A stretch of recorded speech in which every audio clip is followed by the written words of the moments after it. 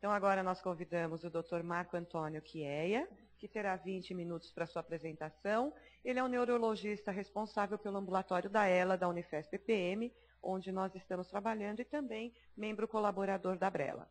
Seu tema será Mecanismos Neurodegenerativos, lições para a ELA-DNM.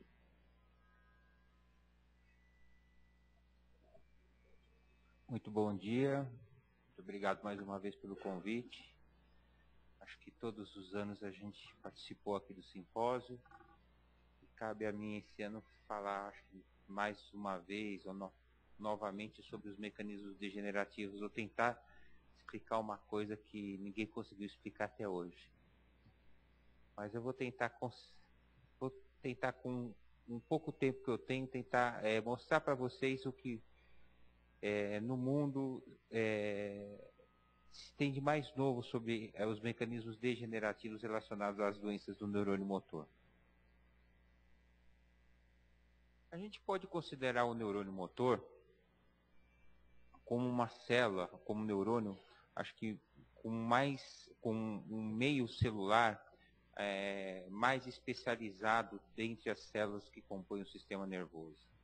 Eu costumo comparar o neurônio motor, eu falo muito para os meus pacientes, como uma indústria de alta produção, de alto rendimento, que tem as suas maquinarias, tem o seu conjunto administrativo, tem a sua linha de produção e que tem um objetivo comum.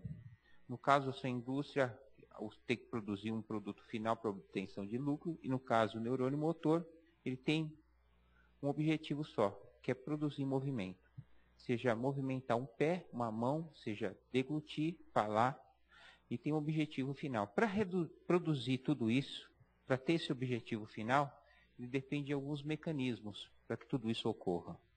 E se esses mecanismos, sejam eles a produção de proteínas, sejam eles um DNA eficiente, sejam eles a mitocôndria, que é a célula que produz energia, o transporte dos axônios, sejam eles a produção de energia e o não acúmulo de radicais livres, sejam eles o sistema que protege a célula, a micróglia, não estiver totalmente bem funcionante, tudo isso vai provocar a degeneração do neurônio motor.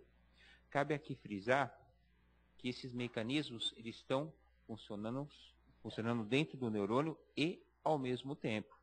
Então, o mecanismo ele pode provocar a autodegeneração do outro e, concomitantemente, provocar o mau funcionamento de um outro mecanismo. A gente vai dividir e exemplificar para vocês entenderem um pouco como ocorre dentro do neurônio motor. A gente sabe que a esclerose lateral amiotrófica é representada, as formas são 10% familiares e 90% esporádicas.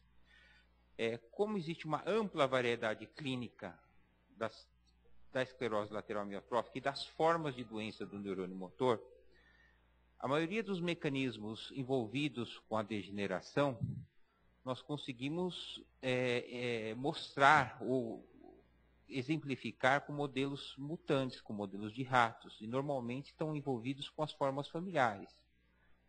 As formas familiares que nós conseguimos diferenciar ou exemplificar com o conteúdo genético daqui, por isso nós escrevemos a forma tipo, de esclerose lateral amiotrófica tipo 1, tipo 2, tipo 3, tipo 4, porque fica mais fácil, e daí bolarmos modelos mutantes, e daí chegarmos no laboratório e exemplificar como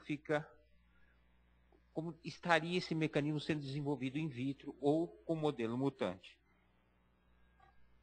A forma mais comum hoje descrita de esclerose lateral amiotrófica familiar é a forma do cromossomo 9, que representa até 40, achados em até 38 ou 40% dos casos familiares em alguns trabalhos, e representam em até 5 ou 6% das formas esporádicas. Ela representa a forma de esclerose lateral amiotrófica, também relacionada a alguns quadros demenciais. O mecanismo não está relacionado à agregação de proteínas dentro do núcleo da célula. As outras formas estão relacionadas com tráfico de vesículas intracelulares, alteração do retículo endoplasmático celular, a autofagia celular, proteínas ubiquinadas e o tráfego de vesículas intracelulares.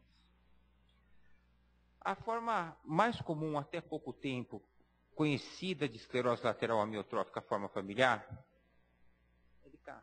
Deixa eu pegar o microfone.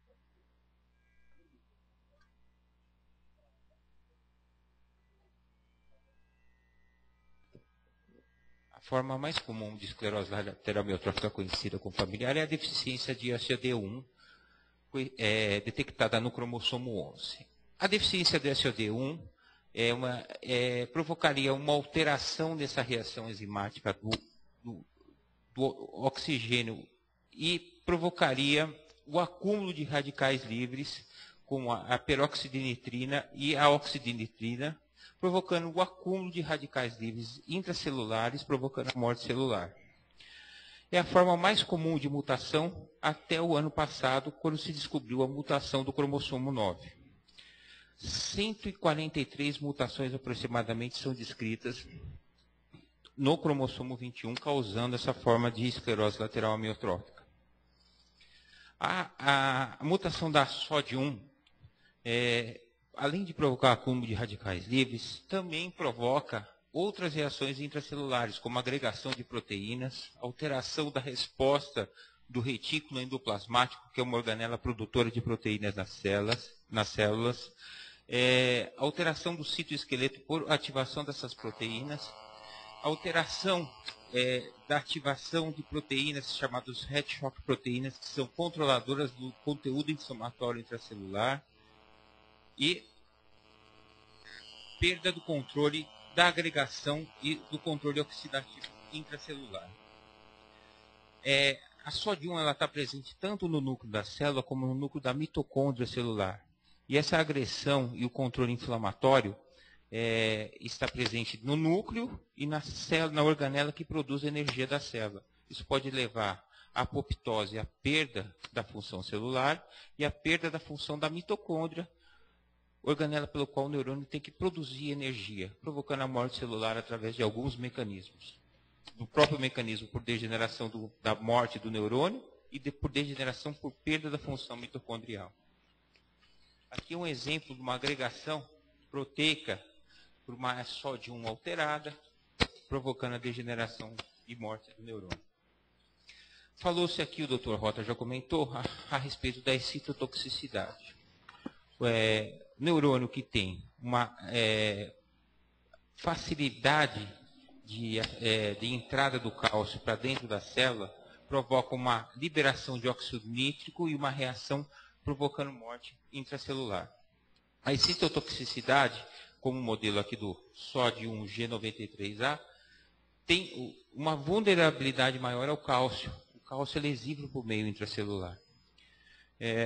Esses neurônios, aqui é o modelo, o neurônio motor mutante, que tem uma predisposição à entrada de cálcio, o modelo de citotoxicidade, e tem algumas predileções para a entrada do cálcio do meio intracelular.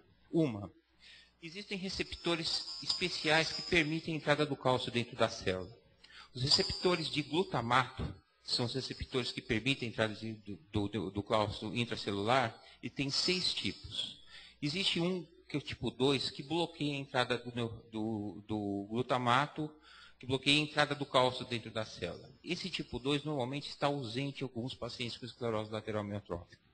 Ele que serviria de um porteiro para a entrada do cálcio, ele está ausente nesses pacientes, o que facilitaria a entrada do cálcio e provocaria uma morte celular precoce. Outra causa, volta por favor, pode voltar? Uma outra causa seria... Volta por favor. Passou. Tem como voltar? Uma outra causa seria esses receptores aqui. Aqui é o cálcio entrando dentro da célula, provocando a morte celular. Uma outra causa seria esses receptores pré-sinápticos aqui. O cálcio, se ele estiver presente aqui no neurônio motor, que pode provocar morte, a gente tem uma maneira de recaptar esse cálcio presente aqui no meio extracelular. Esses receptores pré-sinápticos, eles podem captar esse excesso de cálcio e proteger de uma certa forma o neurônio motor. Então, esses receptores estão presentes a todo momento aí no indivíduo normal. Só que alguns indivíduos com esclerose lateral amiotrófica, eles têm baixa expressão desses receptores, o que facilitaria a morte precoce desses indivíduos. Esses receptores são os EAAT2 e EAAT1. Uma das alternativas terapêuticas em uso é o Rocefin, por exemplo, que é uma droga, que é um antibiótico, que aumentaria a expressão desses receptores. Essas reações oxidativas presentes na mitocôndria, a mitocôndria não funcionante, ela pode provocar oxidação, ativação de proteínas e ativação de óxido nítrico. Então, uma mitocôndria funcionante é essencial para a célula. Existe o retículo endoplasmático, que é o local da célula responsável pela produção de proteínas. Ele tem um mecanismo chamado PDI, que na verdade é uma proteína que controla a ativação e a agregação de proteínas intracelulares. É um mecanismo protetor que o neurônio usa para evitar o acúmulo de proteínas e agregação intracitoplasmática. É sabido que em pacientes com esclerose lateral amiotrófica, a baixa expressão desse mecanismo desse tipo de proteína que bloqueia a agregação provoca uma morte celular aumentada.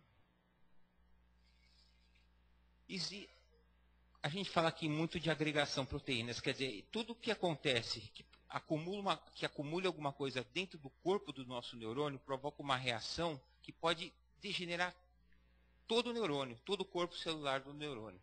E é muito engraçado, proteínas em excesso, estudos recentes mostraram que proteínas em excesso, que são proteínas mutantes, podem causar o aparecimento de doenças que são doenças parecidas com a esclerose lateral amiotrófica. Um exemplo aqui são a ataxina 2. Essa doença, junto com o TDP-43, essa publicação é do Dr. Aaron Gutler, que teve uma aula no último congresso mundial da Austrália, mostrou que a triplicação do nucleotídeo no cromossomo, a alteração da taxina 2, eu não lembro qual cromossomo certo, do trinucleotídeo TDP-43, acho que o cromossomo 16, mostrava algumas alterações específicas. Por exemplo, se você tem uma triplicação entre 20 e 23, de 22 a 34 triplicações, você tem uma predisposição a formar esclerose lateral amiotrófica. Acima de 34 triplicações, você tem uma tendência a formar um fenótipo característico de esclerose lateral amiotrófica, de ataxia espinocerebelar. Então, existe um acúmulo de proteínas intracelulares que facilita e predispõe uma formação de uma doença, que é a esclerose lateral amiotrófica. Uma alteração maior facilita a formação de uma outra doença chamada ataxia espinocerebelar, que acomete o cerebelo e não só o sistema motor e outras proteínas. A gente tem uma alteração maior. Isso de acordo com o acúmulo da triplicação. Abaixo de 22 a 31, a gente tem indivíduos até normais. Então, isso de acordo com a alteração do núcleo DNA de uma própria célula. Existe uma forma... A TDP-43 é um gene relacionado ao cromossomo 16 e é uma proteína que, se acumulada, ela pode provocar um quadro relacionado à esclerose lateral amiotrófica e à demência frontotemporal. Ela é responsável de mais ou menos de 0,6% a 2% dos casos familiares de esclerose lateral amiotrófica. É uma proteína ubiquinada que provoca a formação de agregados intracelulares e extracelulares na forma nuclear e citoplasmática, provocando alteração é uma proteína ubiquinada, então ela provoca alteração de função, tanto no núcleo quanto no citoplasma da célula, provocando alteração na função do núcleo e do citoplasma com estresse oxidativo, ativando o retículo endoplasmático, alterando o complexo de Golgi, provocando toda uma alteração celular e um estresse oxidativo provocando a morte do neurônio. E ela provoca, associado a tudo isso, um quadro de esclerose lateral amiotrófica associado a um quadro demencial. Essa proteína está relacionada a quadros de doença de Alzheimer, a quadros de musculares degenerativos, a quadros de demência frontotemporal e quadros de demência frontal também. Aqui é um quadro, aqui é um acúmulo da TDP-43, mostrando um amplo espectro dessa doença de progranulina relacionado também a miopatias de corpúsculos de inclusão, doença de Paget e outras, e o espectro de ação da TDP-43. Aqui é um exemplo, aqui na verdade foi a publicação a primeira publicação relacionada à esclerose lateral amiotrófica e a TDP-43, os quadros familiares. Aqui são os corpúsculos mostrando a inclusão da TDP-43 e a esclerose lateral amiotrófica e a inclusão ubiquinada, na verdade, intranuclear da TDP-43. A micróglia é aquela célula que está do lado do macrófago, do lado da célula, e ela, na verdade, funciona como um sinalizador da resposta imune ao dano provocado ao neurônio. Ela está ali para proteger, para reparar um tecido que está em agressão. E ela também participa do dano ao neurônio motor que está cometido. Ela pode proteger ou ela pode provocar uma degeneração. Muitos se questionam sobre o papel da micróglia no dano do motoneurônio. Principalmente, hoje, o papel desse TLR e o CD14, que são moléculas responsáveis por quê? Porque se a gente tem uma SOD1, por exemplo, agregada, se a gente tem aquele hexanucleotídeo do cromossomo 9, que são proteínas que são ubiquinadas, elas automaticamente são vistas como proteínas que não são normais no neurônio motor. Como eu não tenho uma proteína normal, eu vou chamar ao meu sistema de alerta. Tem uma coisa errada dentro da minha célula. Eu vou ativar automaticamente o meu sistema inflamatório do lado do neurônio. Ela chama em alerta duas proteínas que estão ali para ativar. Isso vai ativar direto substâncias inflamatórias que podem provocar a morte do meu neurônio, como o meu neurônio se fosse uma célula estranha. Isso pode ativar e provocar a amplificação da resposta e aumentar a velocidade de degeneração do meu próprio neurônio e provocar a propagação da doença. As duas substâncias principais para a morte celular são o fator de necrose tumoral alfa e a interleucina beta. Mas também se prova hoje que a ativação dessas substâncias, existe uma substância chamada interleucina 6. E essa interleucina 6, se ativada concomitantemente, ela pode provocar um fator de neuroproteção. E esse fator de neuroproteção, numa determinada fase de doença, que pode ser de 6 até 12 meses, pode provocar uma neuromodulação reativa protegendo o neurônio motor. Então, a ativação dessas substâncias podem estar envolvidas também com o fator de neuroproteção. E isso vai variar muito de acordo com o subtipo clínico envolvido com a doença. Aqui mostra que o estresse provocado por proteínas ubiquinadas, mostrando no subtipo clínico, aqui é o estresse, uma proteína que pode ativar a ativação citoplasmática, e aqui, essas células em rosa são as células, a invasão de células da micróglia dentro do ambiente celular nuclear, e aqui microscopia eletrônica. Existe um cientista chamado Dr. Yamanaka, falando que se nós transplantarmos células microgliais num determinado tempo específico, bem controlado, dentro do neurônio motor doente, a gente pode controlar a evolução da esclerose lateral amiotrófica, a hipótese de cientistas que trabalham com controle microglial e que defendem a hipótese que a doença está no meio extracelular e não intracelular. E os déficits, e aí, tudo isso estaria envolvido no controle dessa célula. Um outro mecanismo de muita importância dentro da célula é o transporte das proteínas através do axônio. A gente sabe que o neurônio motor é uma célula muito grande. Ela precisa levar os componentes produzidos no seu núcleo para a periferia. qualquer déficit no transporte axonal, isso pode provocar uma lesão no neurônio motor. O transporte é feito através de duas proteínas. A quinesina, que transporta os nutrientes, as proteínas do núcleo celular para a periferia, e a dinactina, que transporta as proteínas da periferia para o núcleo celular. O acúmulo de proteínas nesse meio provocaria uma morte programada. E esse transporte é feito através dessas proteínas, da quinesina e da dinactina, e também de autofagossomos, que são vesículas que captam substâncias que vão deixadas pelo meio. Então, são mecanismos transportadores que auxiliam o transporte ativo feito por essas proteínas de transporte. Por quê? Porque proteínas que acumulam dentro do citoplasma podem ser altamente lesivas e ativando aquelas respostas do estresse, como eu já comentadas anteriormente. O transporte é ativo, rápido e lento, conforme a necessidade proteica. Aqui é um exemplo do transporte feito pela quinesina, e aqui é um transporte ativo feito pela dinactina, dependendo de energia. Como eu mostrei para vocês, aqui é um exemplo de uma fluorescência mostrando a dinactina. Como vocês veem, isso aqui depende de energia. E, não funcionando, a gente pode adiantar a evolução de uma doença. Um paciente que tem um DNA em que uma dinactina não funciona direito, é um paciente que vai provocar uma evolução mais rápida de uma doença.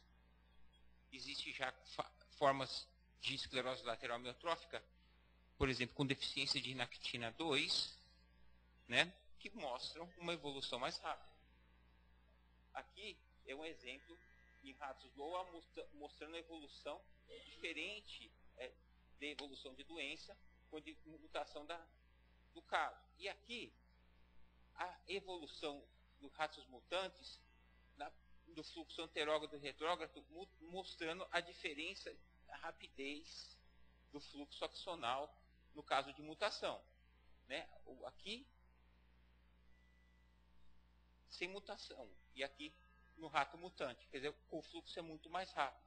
Aí a necessidade. E aqui, a gente sabe que o transporte axonal é feito na crista mitocondrial também. Não tendo uma crista mitocondrial, a diferença de uma mitocôndria que não funciona com transporte axonal, uma mitocôndria saudável, e aqui uma mitocôndria sem transporte axonal. Tá. Aqui é um outro exemplo de função da mitocôndria que é muito eficiente. Toda mitocôndria vai provocar uma reação oxidativa e vai jogar radicais livres dentro da célula. E a célula vai provocar uma reação oxidativa intracelular que pode provocar o neurônio. A célula utiliza de mecanismos para bloquear uma autodegeneração intracelular chamada proteínas, head shock proteínas, que são proteínas que bloqueiam uma reação da célula contra ela mesma, bloqueando um estresse oxidativo.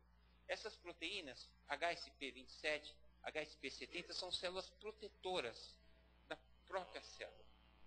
Então nós temos essas proteínas como protetoras, principalmente pessoas que têm uma alta necessidade de utilizar o neurônio motor, por exemplo, como pessoas esportistas. Imagine só pessoas que não têm essa proteína. Existem formas de esclerose lateral e amiotrófica, pessoas que têm uma doença como Charcot-Marie-Tooth, que não têm a expressão dessas proteínas.